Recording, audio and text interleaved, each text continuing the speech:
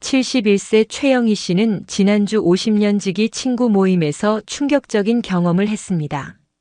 친구 중 한 명이 요즘 영희는 너무 우울해 보여.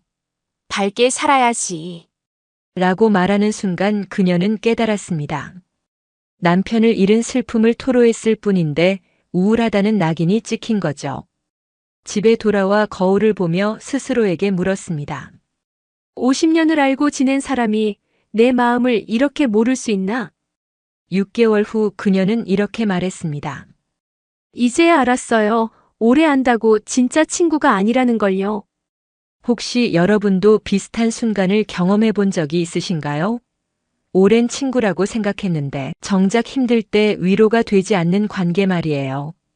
그렇다면 오늘 이야기는 바로 당신을 위한 것입니다. 지금 구독과 좋아요, 알람 설정을 해주세요. 여러분의 노후는 이미 행복해지신 겁니다. 자, 이야기 시작합니다. 오늘 우리는 나이가 들수록 더욱 중요해지는 진짜 친구를 구별하는 법과 가짜 친구 관계에서 벗어나는 용기에 대해 이야기해 보겠습니다. 먼저 놀라운 연구 결과 하나를 말씀드리겠습니다. 하버드 대학교 성인발달연구소에서 80년간 추적 조사한 결과에 따르면 60세 이후 행복도를 결정하는 가장 중요한 요소는 친구의 숫자가 아니라 친구 관계의 질이었습니다.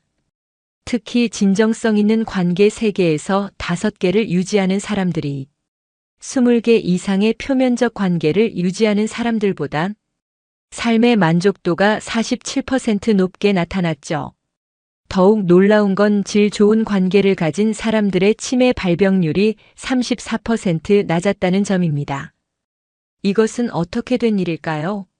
바로 60대 이후에는 관계의 양보다 질이 건강과 행복을 좌우한다는 뜻입니다.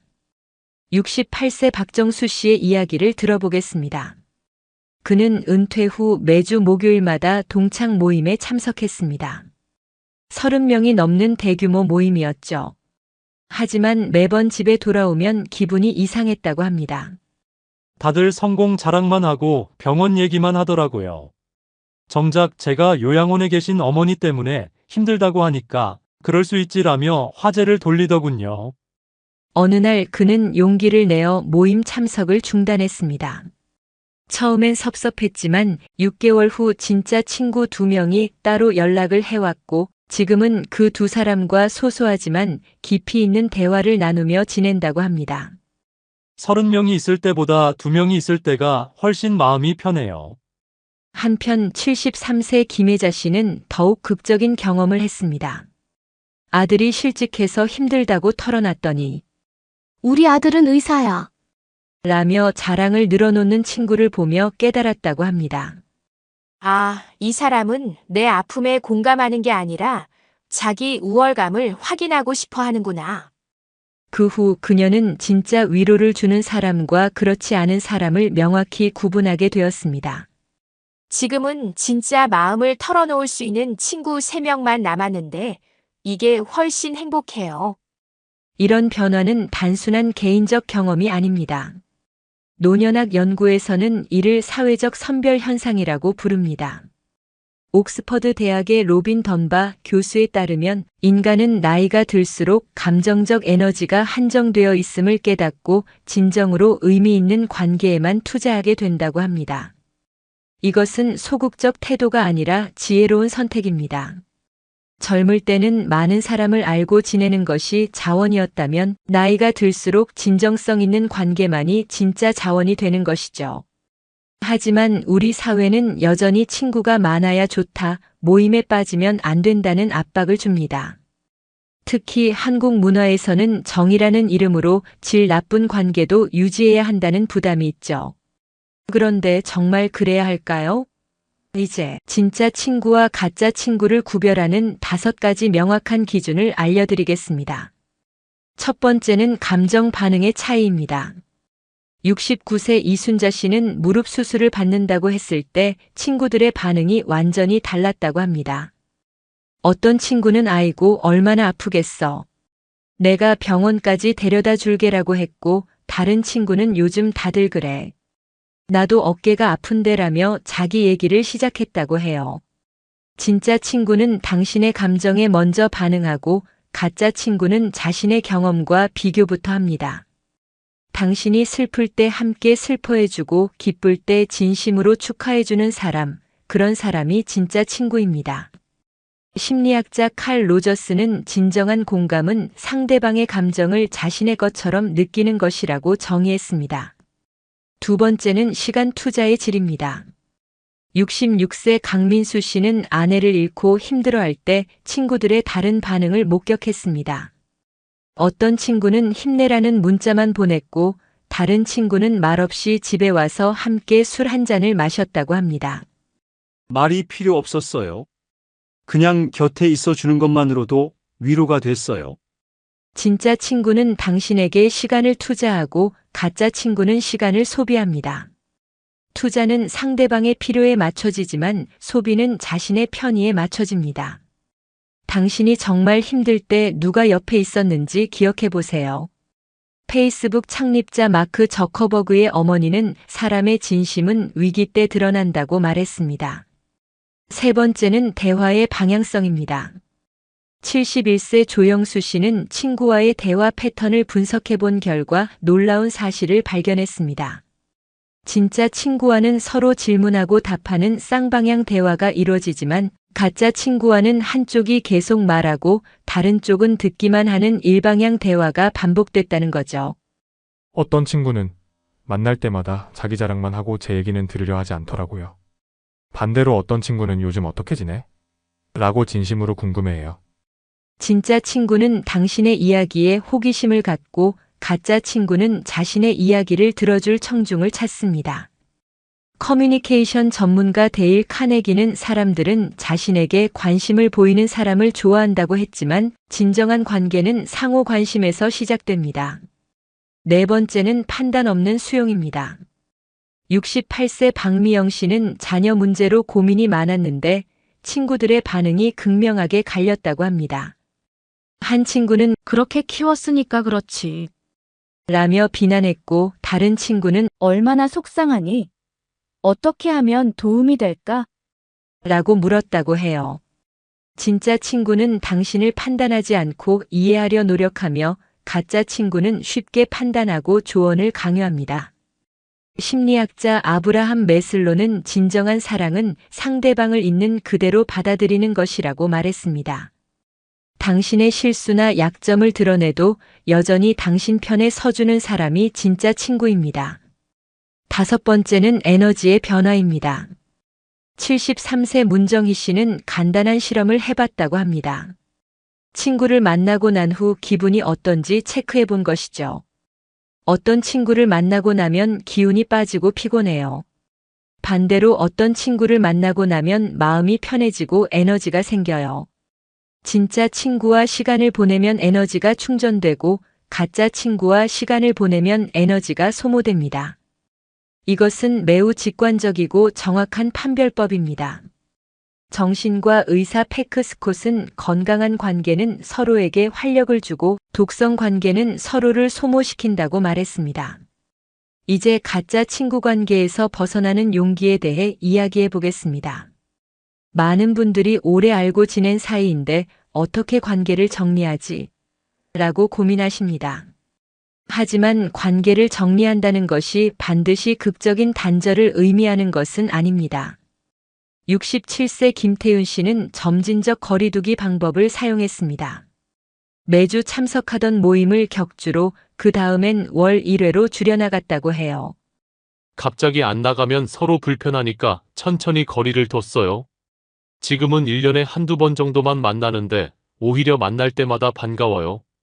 관계학 전문가 존 고트만은 모든 관계가 같은 수준일 필요는 없다고 말했습니다. 친밀한 관계, 일반적 관계, 형식적 관계로 나누어 관리하는 것이 현명합니다. 70세 이명숙 씨는 더 직접적인 방법을 택했습니다. 자신에게 상처를 주는 친구에게 솔직하게 마음을 털어놨다고 해요. 제가 힘들 때 위로보다 비교를 당하니까 속상해요라고 말했더니 상대방도 깨닫고 관계가 개선됐다고 합니다. 모든 관계가 다 나빠지는 건 아니에요. 진심으로 소통하면 더 좋아지는 관계도 있어요. 하지만 소통해도 변하지 않는 관계라면 과감히 정리하는 것이 서로를 위한 일입니다. 심리치료사 브레네 브라운은 경계선을 설정하는 것은 자기 보호가 아니라 자기 존중이라고 말했습니다. 이제 진짜 친구를 만나고 유지하는 방법을 알아보겠습니다. 첫 번째는 먼저 진짜 친구가 되는 것입니다.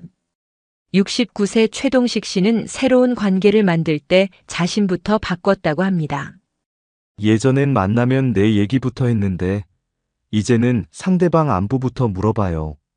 그러니까 상대방도 제게 더 관심을 보이더라고요. 심리학에는 상호성의 원리라는 개념이 있습니다. 내가 상대방에게 보이는 관심과 태도가 그대로 돌아온다는 뜻이죠. 진정성 있는 관심을 보이면 진정성 있는 친구를 만날 수 있습니다. 두 번째는 공통 관심사를 기반으로 한 새로운 만남입니다. 66세 송미경 씨는 등산 동호회에서 만난 친구들과 가장 편한 관계를 유지하고 있다고 합니다. 나이나 학력, 경제력 상관없이 산을 좋아한다는 공통점만으로도 깊은 대화가 돼요. 산에서는 모든 게 평등해지거든요. 공통 관심사는 자연스러운 대화 주제를 제공하고 서로의 다른 면을 발견할 수 있는 기회를 만들어줍니다. 사회학자 게오르크 지멜은 진정한 우정은 공통된 경험에서 시작된다고 말했습니다. 세 번째는 1대1 만남의 중요성입니다. 72세 장순덕 씨는 큰 모임보다 1대1 만남을 선호한다고 합니다. 사람이 많으면 거칠의 대화만 하게 되는데 둘이 만나면 진짜 속마음을 털어놓을 수 있어요. 그룹에서는 드러나지 않던 상대방의 진면목을 1대1에서 발견할 수 있습니다. 심리학자 어빙 얄롬은 진정한 친밀감은 둘만의 공간에서 형성된다고 말했습니다. 네 번째는 꾸준한 소통의 힘입니다. 68세 안정희 씨는 멀리 사는 친구와 매주 화요일마다 전화 통화를 한다고 합니다. 특별한 일이 없어도 안부 인사만 해요. 그런데 그게 더 소중하더라고요. 일상적이고 지속적인 소통이 관계를 깊게 만듭니다. 관계 전문가 존 가드너는 우정은 꾸준한 관심의 축적이라고 정의했습니다. 다섯 번째는 서로의 변화를 인정하는 마음입니다.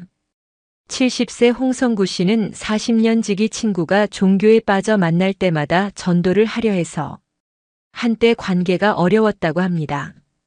하지만 그것도 그 사람의 변화된 모습이라고 받아들이니 다시 편해졌다고 해요. 나도 변했으니까 친구도 변할 수 있다고 생각하니까 이해가 되더라고요. 변화를 자연스럽게 받아들이는 것이 오랜 우정을 유지하는 비결입니다. 친구 관계에서 생기는 갈등을 해결하는 방법도 중요합니다. 71세 박영자 씨는 친구와 다툰 후 6개월간 연락을 안 했다가 먼저 사과 전화를 했다고 합니다. 나이 들어서 자존심 때문에 좋은 사람 잃으면 너무 아깝잖아요. 성숙한 사과는 관계를 더욱 돈독하게 만들어줍니다. 갈등 해결 전문가 마셜 로젠버그는 진정한 사과는 책임을 인정하는 것이 아니라 상대방의 감정을 인정하는 것이라고 말했습니다. 경계선 설정도 필요합니다. 69세 정광수 씨는 친구가 자주 돈을 빌려달라고 해서 고민이었는데 솔직하게 친구로서는 도와주고 싶지만 경제적으로 어려워서 안 된다고 말했다고 합니다. 처음엔 서운해했지만 나중에 이해해 주더라고요. 오히려 더 편한 관계가 됐어요. 명확한 경계선은 관계를 보호하는 안전장치입니다. 새로운 친구를 만드는 것이 어렵다고 생각하시는 분들을 위한 실용적인 조언도 드리겠습니다. 첫 번째는 동네 커뮤니티 활용입니다. 67세 김영수 씨는 아파트 관리 사무소에서 운영하는 탁구 모임에 참여해서 좋은 친구들을 만났다고 합니다. 멀리 갈 필요도 없고 부담도 없어요. 가까운 곳에 생각보다 좋은 사람들이 많더라고요. 지역 도서관, 복지관, 문화센터 등에서 운영하는 프로그램들을 활용해 보세요. 두 번째는 봉사활동 참여입니다. 73세 이현주 씨는 무료 급식소에서 봉사하며 만난 동료들과 깊은 우정을 쌓았다고 합니다. 힘든 일을 함께 하니까 더 끈끈해져요. 서로 돕는 마음이 같아서 그런지 이해도 잘 되고요. 같은 목적을 위해 함께 노력하는 과정에서 자연스럽게 형성되는 관계는 매우 견고합니다. 세 번째는 취미 활동을 통한 만남입니다. 65세 조명희 씨는 수채화 클래스에서 만난 동기들과 지금도 매월 전시회를 관람한다고 합니다.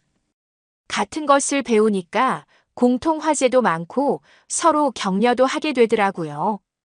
배움의 과정에서 만나는 사람들은 성장과 발전이라는 공통된 목표를 가지고 있어서 긍정적인 에너지를 나눌 수 있습니다.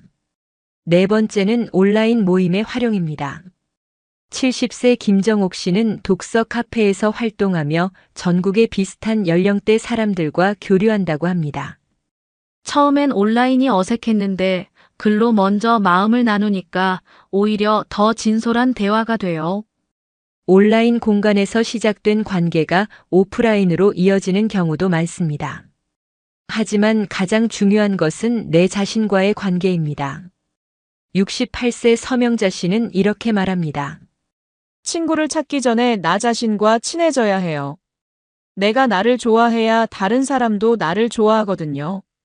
자기 자신과 편안한 관계를 맺는 것이 모든 인간관계의 출발점입니다. 심리학자 에릭 에릭슨은 자아 정체성이 확립된 사람만이 진정한 친밀감을 형성할 수 있다고 말했습니다. 마지막으로 일상에서 실천할 수 있는 관계 관리법을 제안드립니다. 정기적인 안부 인사를 습관화하세요. 특별한 날이 아니어도 요즘 어떻게 지내세요?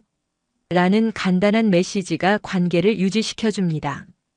상대방의 관심사를 기억하고 물어보세요. 지난번에 말씀하신 손자 피아노 발표회는 어떻게 됐어요? 처럼 세심한 관심이 마음을 움직입니다. 감사의 마음을 표현하세요. 덕분에 즐거웠어요. 위로가 많이 됐어요. 처럼 구체적인 감사를 전하면 관계가 더욱 깊어집니다. 상대방의 의견을 존중하세요. 나와 다른 생각을 가져도 그런 관점도 있네요. 라고 인정하는 자세가 필요합니다. 적당한 거리를 유지하세요. 너무 가까워도 부담스럽고 너무 멀어도 소원해집니다. 서로에게 편안한 거리를 찾아가세요. 질보다 양을 추구하지 마세요. 많은 사람과 얕은 관계를 맺기보다 적은 수의 사람과 깊은 관계를 맺는 것이 더 의미 있습니다. 갈등을 피하지 마세요. 건설적인 갈등은 관계를 더욱 단단하게 만들어줍니다. 서로의 프라이버시를 존중하세요. 친해도 지켜야 할 선이 있다는 것을 잊지 마세요. 60세가 넘으면 친구 관계에 너무 애쓰지 마세요. 하지만 포기하라는 뜻은 아닙니다. 더 현명하게, 더 선별적으로, 더 진정성 있게 관계를 맺으라는 뜻입니다. 가짜 친구 100명보다 진짜 친구 1명이 더 소중합니다. 당신을 있는 그대로 받아주고 힘들 때 진심으로 위로해주고 기쁠 때 함께 기뻐해주는 사람이 바로 진짜 친구입니다. 그런 사람을 만나기 위해서는 먼저 당신 자신이 그런 친구가 되어야 합니다. 오늘부터 관계의 양이 아닌 질에 집중해 보세요. 에너지를 빼앗아가는 관계는 과감히 정리하고 에너지를 충전해주는 관계는 더욱 소중히 여기세요. 나이가 들수록 시간은 더욱 소중해집니다. 그 소중한 시간을 진짜 가치 있는 사람들과 함께 보내시기 바랍니다. 당신은 좋은 친구를 가질 자격이 충분합니다. 당신도 누군가에게 소중한 친구가 될 수 있습니다. 진정한 우정은 나이가 들수록 더욱 깊어지고 의미 있어집니다. 오늘도 진짜 관계를 위해 노력하시는 당신에게 따뜻한 박수를 보냅니다. 지금까지 저는 황금 노후의 김수연이었습니다. 행복한 하루 되세요.